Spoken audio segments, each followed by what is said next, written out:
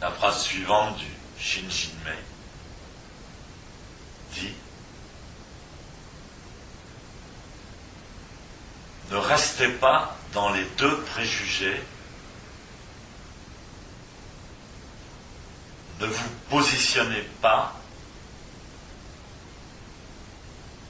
dans une attitude dualiste. Alors je crois que les préjugés, c'est vraiment la maladie du siècle. Alors même que nous n'avons absolument aucune certitude, on n'a plus aucune certitude sur rien. Donc c'est une attitude d'esprit davantage qu'une manière de défendre des valeurs importantes. Se positionner, se ranger derrière ses préjugés. Par exemple, j'ai un ami que j'ai rejoint, un ami d'enfance que j'ai rejoint sur Facebook, et il est photographe, il fait de très belles photos. Il photographie beaucoup les cathédrales, les églises.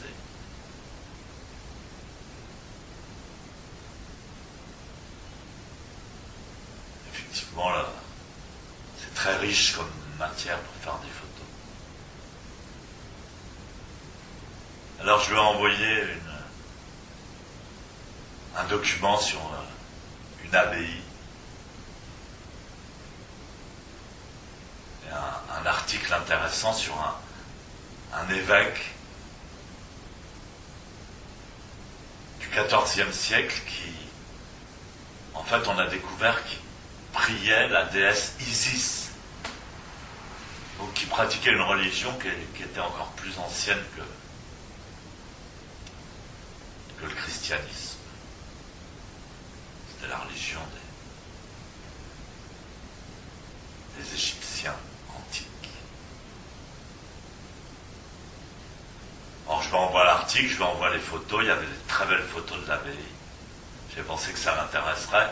Et il me répond, tu sais, je m'intéresse pas aux bondieuseries, je suis un ancien 68 art.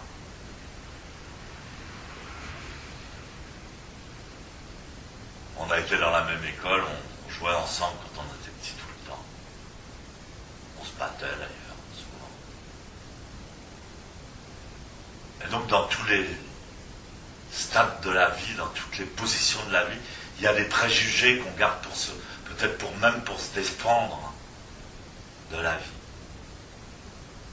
Il y a des gens, ils n'ont pas envie ils ont peur.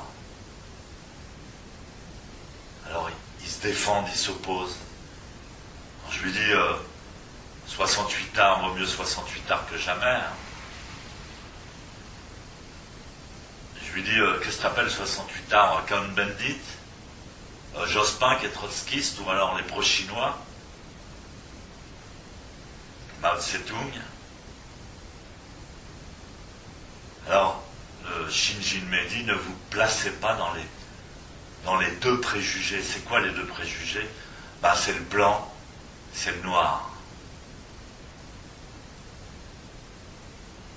Alors le zazen, c'est beaucoup plus subtil que ça, puisqu'on ne parle pas, on ne pense pas, mais on ressent et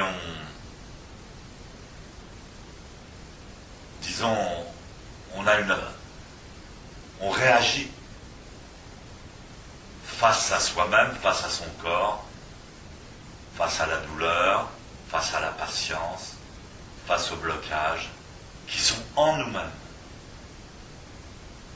dans notre propre corps. Et en fait, notre attitude pendant Zazen est souvent liée à nos préjugés. Et donc très souvent on s'oppose à nous-mêmes. On s'oppose à nos propres blocages, à nos propres gènes. On veut lutter. On veut passer. On s'impatiente.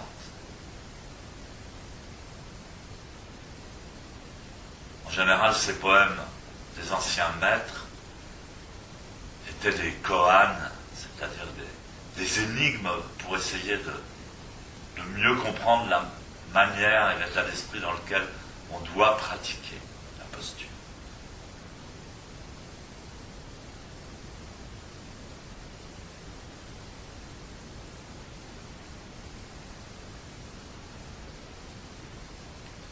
Alors donc Sensei nous répétait souvent, vous devez embrasser les contradictions.